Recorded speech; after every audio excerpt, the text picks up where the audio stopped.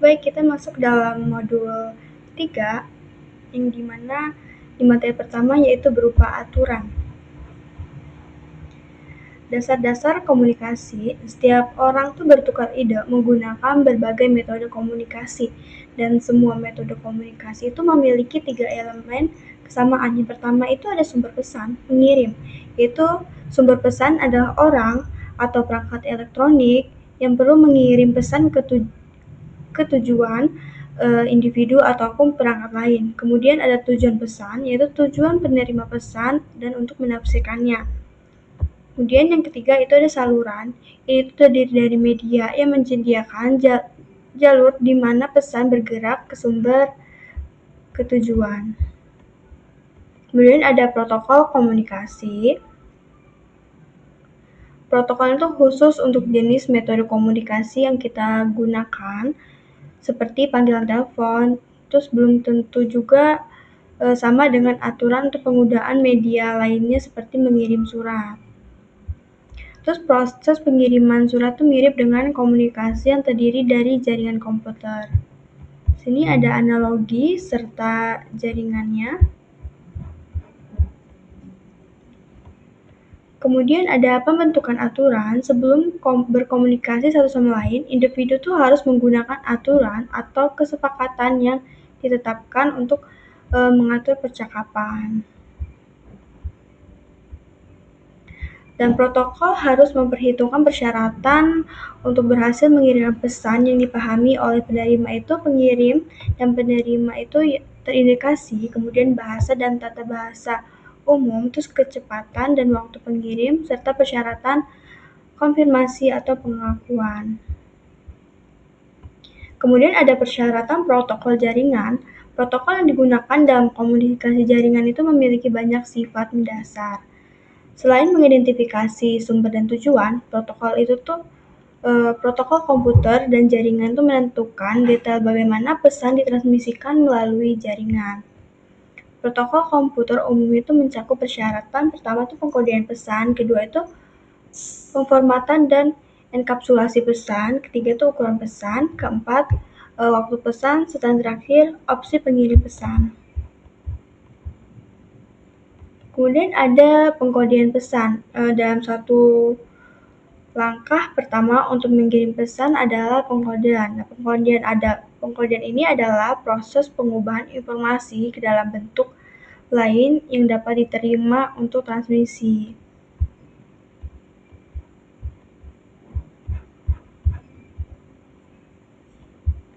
Kemudian ada pemformatan dan enkapsulasi pesan. Saat pesan dikirim dari sumber ke tujuan, pesan itu harus menggunakan format atau struktur tertentu. Nah, format pesan itu bergantung pada jenis pesan dan saluran yang digunakan untuk mengirim pesan. Kemudian ada ukuran pesan. Aturan komunikasi adalah ukuran pesan.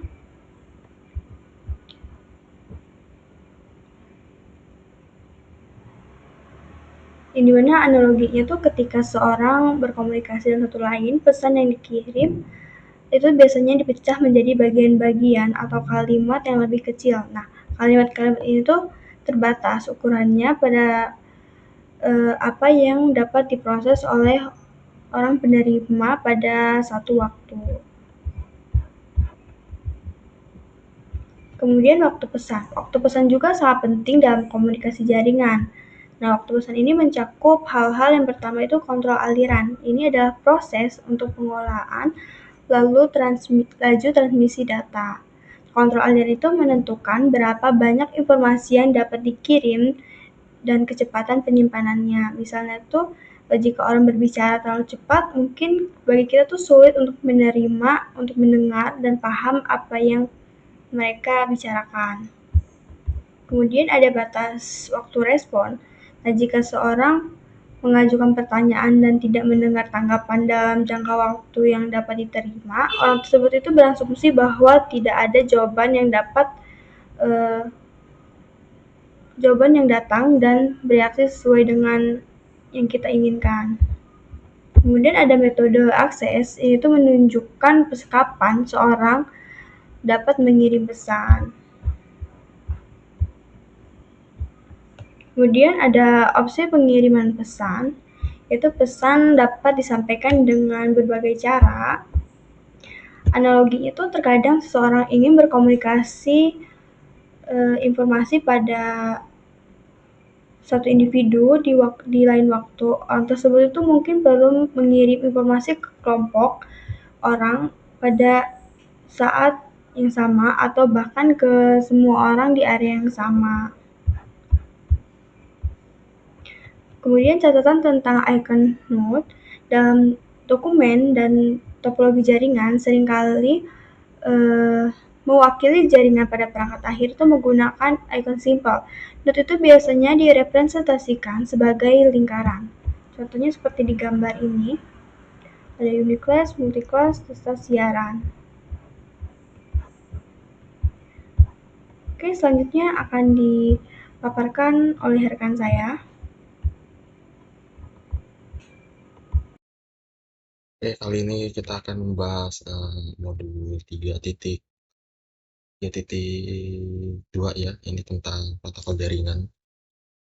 Jadi di sini ada jenis protokol jaringan. Pertama itu protokol komunikasi jaringan. Protokol komunikasi jaringan itu adalah dua atau lebih perangkat untuk berkomunikasi melalui satu atau lebih jaringan. Nah, kemudian ini termasuk ke dalam keluarga teknologi Ethernet melibatkan berbagai protokol seperti IP, protokol kontrol, transmisi, hypertext transfer protokol, dan banyak lagi. Kemudian yang kedua ada protokol keamanan jaringan. Jadi di sini contoh protokolnya adalah SSH, SSL, dan juga TLS. Kemudian ada protokol routine, termasuk contoh protokol yang termasuk dalam protokol ini ada OSPF dan juga BGP.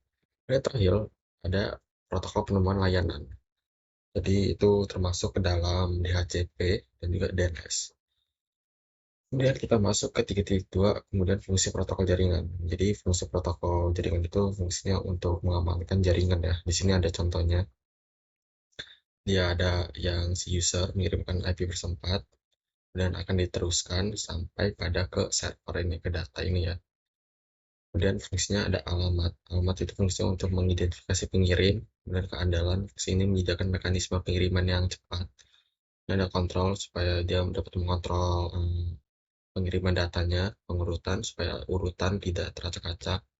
Nah, ada deteksi kesalahan. Jadi jika ada kesalahan, ini itu akan termasuk. Nah, menentukan apakah data ada yang rusak.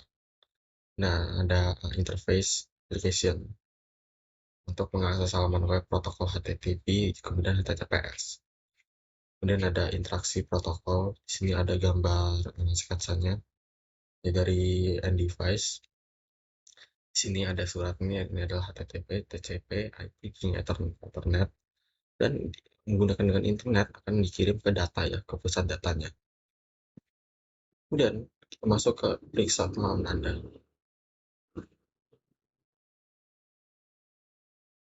Nah, seperti itu untuk yang 3.2, kita masuk ke protokol dan model. Kemudian kita masuk ke 3.3. Di sini ada rangkaian berbagai protokol. Jadi kita baca dulu, ada banyak kasus protokol harus dapat bekerja dengan protokol lain. Rangkaian protokol dirancang untuk bekerja untuk satu sama lain dengan mulus. Jadi protokol itu dia bekerja sama supaya bekerja sama dengan protokol lain untuk mengirimkan data ya. Kemudian kita masuk salah satu terbaik untuk memvisualisasikan bagaimana protokol dalam suite berinteraksi adalah dengan melihat interaksi sebagai tumpukan. Nah, di sini ya ada gambarannya, ada analoginya. Di sini di mana kafenya, kemudian lapisan konten. Nah, di sini lapisan aturan, lapisan fisik. Jadi ada berbagai lapisan-lapisan pada protokol. Dan kita masuk ke dalam tahap evaluasi rangkaian protokol. Jadi protokol itu sudah ada pada sejak zaman 1970-an. Ada beberapa rangkaian protokol yang berbeda, beberapa dikembangkan oleh organisasi standar dan yang lain dikembangkan oleh berbagai vendor. Kemudian di sini ada nama lapisan-lapisannya, ada application, transportation, internet, akses jaringan. Kemudian dari aplikasi ini memiliki TCP dan juga IP. Ini ya, di sini bisa kita lihat Nah, selama evolusi komunikasi jaringan dan internet, ada beberapa rangkaian protokol yang bersaing, seperti yang ditunjukkan pada gambar. Seperti ini, contoh gambarnya. Ini ada penjelasan-penjelasannya untuk evolusi-evolusinya. Pertama itu Internet Protocol Suite atau TCP dan IP. Ini paling umum ya, yang paling pertama, yang paling relevan, yang paling banyak ditemukan. Kemudian dia berkembang lagi, berevolusi lagi menjadi OSI atau OSI layer. Jadi memiliki OSI layer itu memiliki 7 lapisan. Dan dikembangkan pada tahun 1977 oleh uh, Organization for Standardization. Dan ada Apple Talk ini yang lebih modern lagi, dan Novel Network yang bahkan lebih modern dari ini ya. Talk. Sini ada contoh protokol TCP dan IP. Jadi dari gambar ini menunjukkan contoh dari 3 protokol TCP dan juga IP. Dan di sini kita bisa lihat ya nama aplikasi, nama lapisannya. Di sini dari sini lapisan sebelum mengirim data ada lapisannya ya, ada aplikasi, transportasi internet, kemudian akses jaringan. Sebelum masuk ke server, jadi ini lapisan-lapisannya. Jadi dia ada tahapan-tahapannya. Tidak hanya ini masuk yang sekali kirim gitu saja, tapi dia protokol itu lebih kompleks seperti itu. Dan kita masuk ada rangkaian. Jadi saat ini rangkaian protokol TCP dan juga IP mencakup banyak protokol dan terus berkembang untuk mendukung layanan baru. Jadi di sini ada beberapa yang lebih populer ditunjukkan pada gambar. Di sini ada lapisan aplikasi, ada sistem namanya, ada konfigurasi host, email, transfer file, seperti itu. Jadi untuk lapisan aplikasi, lapisan transportasi, lapisan internet itu masuknya ke dalam protokol TCP dan juga IP. Kemudian semuanya itu akan diakses melalui lapisan akses jaringan. Ada ARP-nya dan protokol tautannya, Ethernet dan juga WLAN. Itu. Kemudian di sini ada lapisan aplikasi ya. Jadi ada DNS, yaitu sistem nama domain, menerjemahkan nama domain seperti Cisco ini. Jadi si Cisco ini diterjemahkan websitenya sama si DNS ini. Kemudian melalui DNS ini ada beberapa jenis juga, ada CP versi 4, versi 6, dan ada SLAAC. Ini bisa kita baca sendiri, ini untuk konfigurasi hostnya. Dan email, ada SMTP, protokol transfer surat sederhana, POP3, protokol kantor pos versi 3, IMAP, Internet Message Access Protocol. Dan ada file transfer, FTP, file transfer protocol, SPTP, SSA, file transfer protocol. Dan ada WWW, Web and Web Service, HTTP, ini ya. Dan kita lanjut untuk lapisan aplikasi. Kemudian ada lapisan transportasi. Ini transport layernya. Ada TCP, UDP. Kemudian untuk lapisan internet, ada internet layer. Sini ada IP versi 4 yang sudah habis ya untuk sekarang. Kemudian digantikan sama IP versi 6. Kemudian ada untuk pengiriman pesannya ada ECMP versi 4, versi 6, versi 6 ND. Ada routing protokolnya ini untuk jalur pengirimannya, ada protokolnya, ada OSPF, AGRP, dan juga BGP. Dan ada lapisan akses jaringan. Jadi di network access layer ini ada address location-nya, ada ARP, ada link protokol, ada Ethernet dan juga pelan. Kemudian kita masuk ke komunikasi, proses komunikasi dari TCP dan juga IP. Di sini ada animasi gambarnya ya, kita tonton ya, seperti ini. Nah, jadi dari web server mengirimkan ini, kemudian diakses datanya nih, data, kemudian dari jadi TCP ini ada IP-nya, kemudian ada si Ethernet ini. Nah, seperti itu. Jadi sebelum data itu sebelum dikirim ke web client, dia ada jalurnya ya, ada konsep-konsepnya. Kemudian diubah menjadi binary supaya bisa di enkripsi atau dibaca sama si web client. Nah, seperti itu. Dan di sini ada contoh lagi animasinya. Dari sini, dari si angka diubah jadi angka biner supaya bisa dibaca sama si web servernya ini. Nah, seperti itu.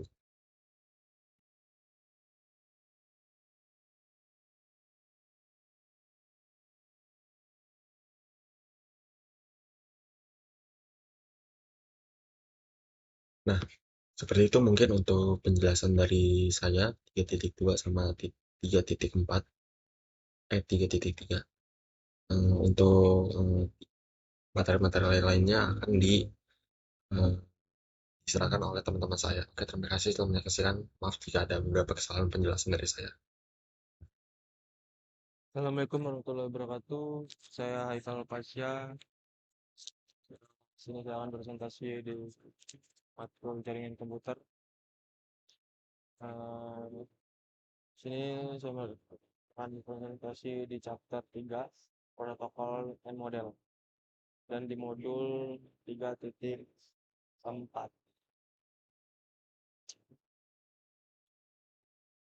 Oke.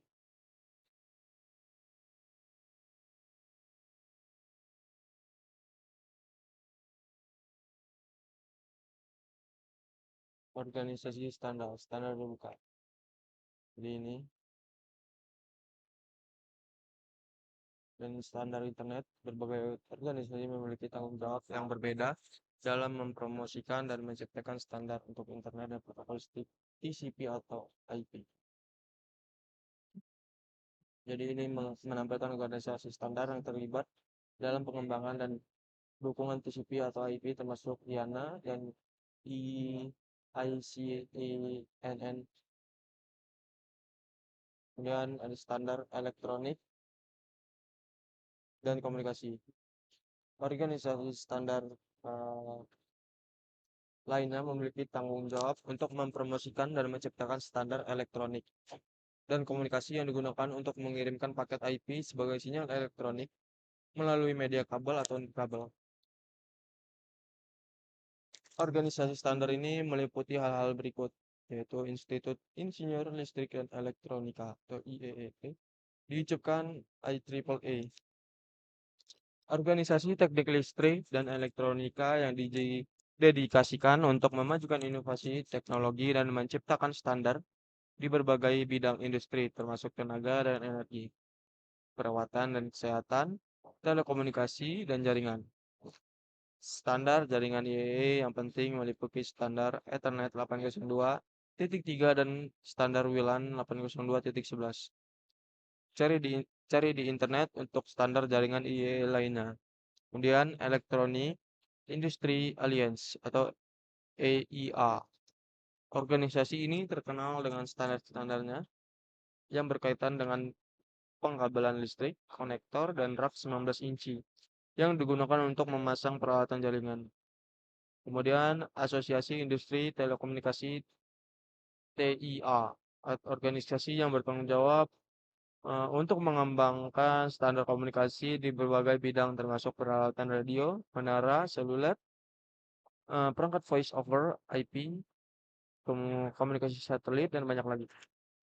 Kemudian ada Uni Telekomunikasi Internasional, sektor standarisasi telekomunikasi ITU atau T, salah satu organisasi standar komunikasi terbesar dan tertua. ITU T menetapkan standar untuk kompresi video, televisi protokol internet, IPTV, dan komunikasi pita lebar seperti jalur pelanggan digital atau DSL. Oke, lab. Oke, cukup presentasi dari saya. Saya akhiri. Wassalamualaikum warahmatullahi wabarakatuh. Baik, saya akan menjelaskan bagian mod 3.5 yaitu model referensi. Di sini tuh ada benefit. Benefit itu atau manfaat kita menggunakan model berlapis. Manfaatnya itu ada sini yaitu ada membantu dalam perancangan protokol karena protokol yang beroperasi pada lapisan tertentu memiliki informasi yang telah ditentukan yang menjadi acuan dan antarmukannya yang telah ditentukan ke lapisan di atas dan di bawahnya. Lalu ada mendorong persaingan karena produk dari vendor berbeda dapat bekerja sama mencegah perubahan teknologi atau kemampuan pada suatu lapisan. Menyediakan bahasa umum untuk mendeskripsikan fungsi dan kemampuan jaringannya. Nah, lalu di situ seperti ditunjukkan pada gambar, Terdapat dua model berlapis yang digunakan untuk menggambarkan operasi jaringan. Yang pertama tuh ada model OSI model atau referensi interkoneksi sistem terbukanya. Lalu ada model referensi TCP atau IP. Ini model jaringan ini tuh hanyalah representasi, bukan jaringan yang sebenarnya. Selanjutnya tuh ada model referensi OSI-nya. Model referensi OSI ini menyediakan daftar fungsi layanan yang terjadi di setiap lapisannya. Model ini memberikan konsistensi di semua jenis protokol dan layanan jaringan dengan menjelaskan apa yang harus dilakukan pada lapisan tertentu, tetapi tidak menentukan bagaimana hal itu harus dilakukan.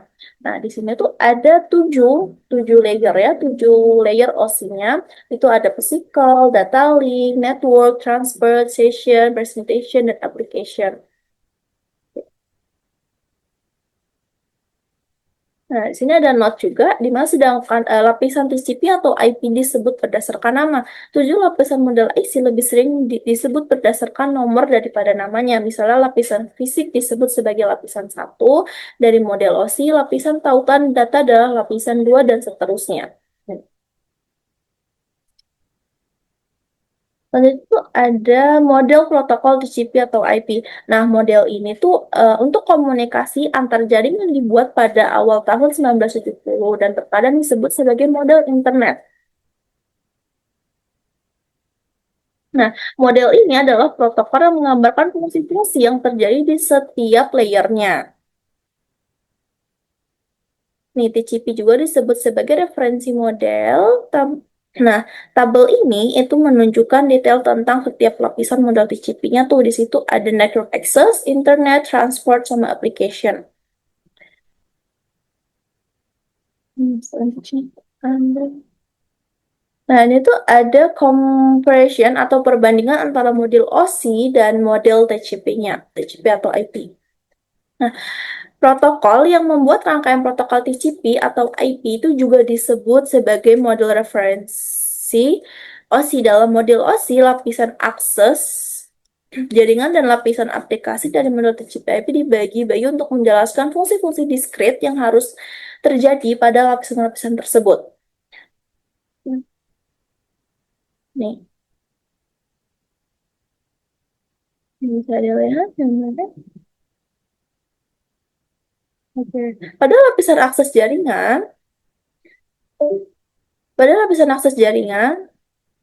rangkaian protokol TCP atau IP itu tidak menentukan protokol, spesifikasi protokolnya, yang dimana harus digunakan saat mentransmisikan melalui media fisik. Rangkaian tersebut hanya menjelaskan peralihan dari lapisan internet ke protokol jaringan fisiknya. Lapisan OSI, layer OSI 1 dan 2 itu membahas prosedur yang diperlukan untuk mengakses media dan cara fisik untuk mengirim data melalui jaringan.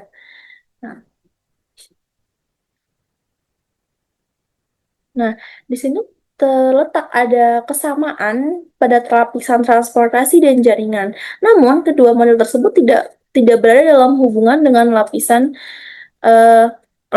di atas dan di bawah setiap lapisan. Seperti lapisan OSI 3, layer OSI 3 tuh ngebahasnya tuh lapisan jaringan, yang dipetakan langsung ke lapisan IP, terus ada lapisan 4 yaitu transport layer, yang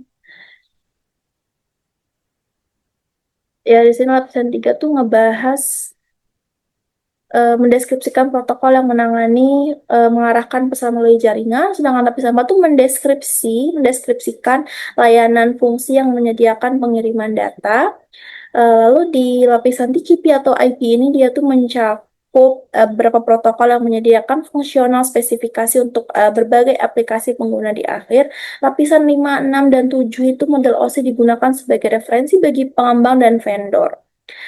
Baik model TCP atau OSI digunakan ketika merujuk pada protokol di berbagai lapisan, karena model OSI ini memisahkan lapisan tautan, data, dan lapisan fisiknya. Lalu di Di bagian terakhir tuh kita tuh ada praktik dalam investigation dari TCP atau IP dan OSI models.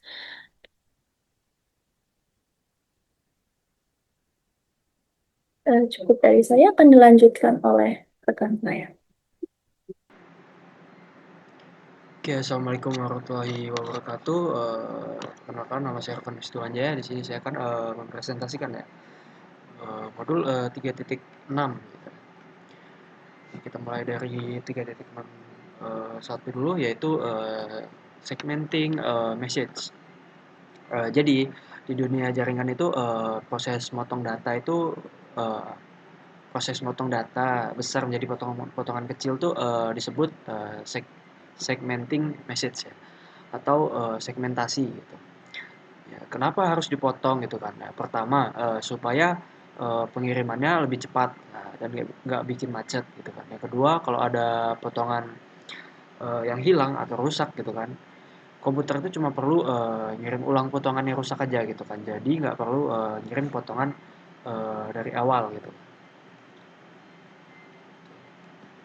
Ini ada gambarnya. Selanjutnya yang kedua yaitu sequencing. Jadi kalau data dipotong-potong jadi ribuan keping gitu kan, gimana sih komputer teman kita tahu gitu kan caranya nyusunnya lagi gitu kan, biar nggak acak-acakan. Nah, disinilah peran sebuah sequencing ya, peran sebuah sequencing atau pemberian nomor urut gitu kan. Jadi setiap potongan data tadi kan dikasih nomor urut gitu kan, atau nomor antrian gitu kan, oleh protokol TCP. Nah, jadi walaupun potongan nomor 5 sampai lebih dulu dari nomor 3, komputer itu tetap bisa nyusun dengan urutan yang benar dan persis seperti aslinya gitu kan. Lalu ada protokol data unit. Nah, selama potongan data ini turun gitu kan, melewati lapisan-lapisan di komputer, bentuk bentuk dan namanya itu akan berubah-ubah gitu kan. Bentuk dari setiap lapisan ini disebut apa yang namanya PDU ya, PDU atau protokol data unit gitu kan. Jangan sampai ketukar, jangan sampai ketukar nih. Ini urutannya. Yang pertama itu di lapisan pertama ada yang namanya data. Saat dipotong-potong dan dikasih nomor urut oleh TCP-nya ini, namanya jadi segmen gitu. Saat dikasih IP address dan tujuan berubah namanya jadi paket gitu kan. Lalu saat dikasih alamat fisik atau MAC address itu untuk dikirim ke kabel atau wifi namanya jadi frame gitu. Lalu dan terakhir yaitu saat sudah masuk ke kabel atau sinyal, semuanya berubah jadi angka 1 dan 0 gitu, yang disebut bit. Lalu selanjutnya ada encapsulation example. Nah, proses perubahan PDU itu dari atas sampai bawah ini disebut encapsulation ya. Nah, ya, analogi sederhananya persis kayak kita belanja online gitu kan. Barang yang kita beli atau data gitu kan dibungkus pakai bubble wrap gitu, atau segmen, lalu dimasukkan ke kardus paket, terus di stempel stiker resi atau alamat pengiriman yang jadi frame gitu kan. Lalu baru deh diserahkan ke kurir diantar, yaitu bits. Nah, intinya enkapsulasi ini adalah proses packing atau pembungkusan data gitu kan. Lalu de-encapsulation. Nah, lalu apa yang terjadi pas paketnya sampai di rumah kita gitu kan? Ya, unboxing gitu kan. Nah, di dunia jaringan proses unboxing ini disebut de-encapsulation. Jadi komputer kita, komputer penerima gitu kan, akan membaca sinyal bit, lalu membuka resinya, frame-nya, lalu mengecek IP address di kardusnya atau paketnya, lalu menyusun urutnya, segmen gitu kan, sampai akhirnya video utuh tersebut itu yaitu datanya itu bisa diputar di layar HP gitu kan. Nah, prosesnya itu naik dari lapisan paling bawah ke lapisan paling atas.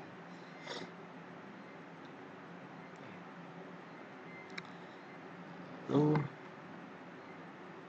Oke, cukup sekian.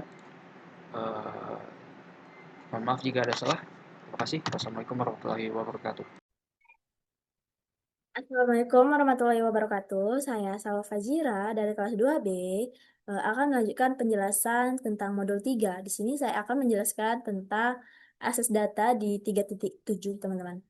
Nah, di alamat ini memiliki dua sumber, yaitu tujuan lapisan jaringan dan tujuan lapisan tautan data. Ini tanggung jawabnya beda-beda nih, teman-teman.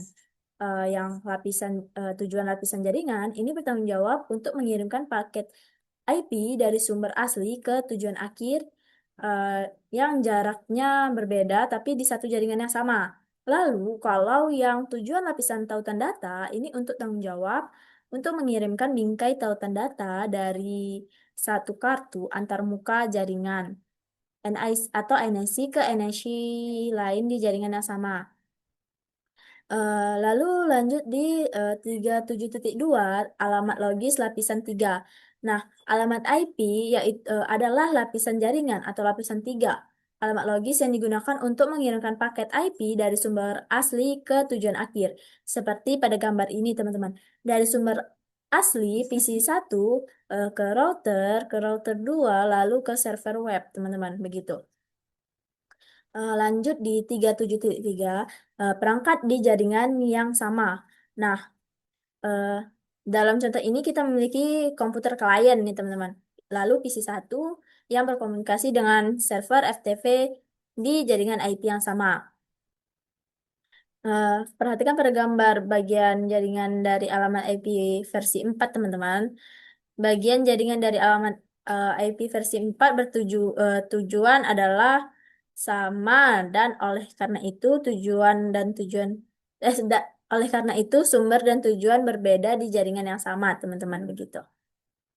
Lalu ada peran alamat lapisan tautan data jaringan IP yang sama. Ketika pengirim dan penerima paket IP berada di jaringan yang sama, bingkai tautan data dikirim langsung ke perangkat penerimanya pada jaringan Ethernet. Lalu, alamat tautan data dikenal sebagai alamat Ethernet Media Access Control atau MAC, singkatannya. Seperti ini, teman-teman. Ini. Header bingkai Ethernet tautan data. Begitu, teman-teman.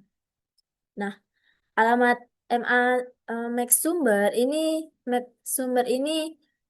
merupakan tautan data atau alamat IP dari perangkat yang mengirimkan bingkai tautan data dengan paket IP yang dienkapsulasi, gitu, teman-teman. Lanjut kita ke 37.5, perangkat di jaringan jarak yang jauh. Nah, peran alamat lapisan jaringan dan alamat lapisan tautan data saat perangkat berkomunikasi dengan perangkat di jaringan jarak jauh, eh, ketika kita memiliki klien PC1 yang berkomunikasi dengan server bernama web server di jaringan IP yang berbeda, begitu, teman-teman. Lalu 37.6 itu peran alamat lapisan jaringan. Nah, ketika pengirim paket berada di jaringan yang berbeda dari penerima, alamat IP sumber dan tujuan akan mewakili host di jaringan yang berbeda. Ini akan ditunjukkan oleh bagian jaringan dan alamat IP host tujuan. Begitu, teman-teman. Lalu ada 37.7 peran alamat lapisan tautan data jaringan IP yang berbeda. Nah, ketika pengirim dan penerima paket IP berada di jaringan yang berbeda nih, teman-teman, bingkai tautan data Ethernet tidak dapat dikirim langsung ke host tujuan karena host tidak dapat dijangkau secara langsung di jaringan pengirim. Bingkai Ethernet harus dikirim ke perangkat lain yang dikenal sebagai router atau gateway default. Nah, seperti contohnya begini, teman-teman. Ini ada PC1, ada router, ini ada switch, dia ke router yang memiliki satu jaringan yang sama, teman-teman. Lalu dia akan mengirimkan paket ke server, teman-teman. Jadi dia tidak bisa langsung mengirimkan paket langsung ke server karena jaringan yang berbeda, gitu, teman-teman. Lalu di sini ada 37.8 alamat tautan data. Tautan data alamat fisik lapisan 2 memiliki peran yang berbeda. Nah, tujuan dari alamat tautan data yaitu untuk mengirimkan bingkai tautan data dari satu antarmuka jaringan ke antarmuka jaringan lain di jaringan yang sama ini, teman-teman. Sebelum paket IP dapat dikirim melalui jaringan kabel atau nirkabel, paket tersebut harus dienkapsulasi, teman-teman, dalam bingkai tautan data sehingga dapat ditransmisikan melalui media fisik gitu, teman-teman.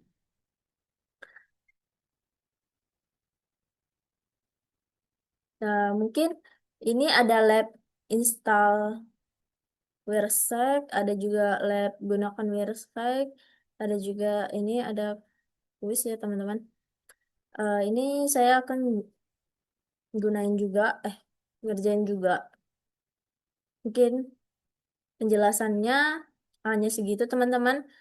Saya akhiri. Wassalamualaikum warahmatullahi wabarakatuh.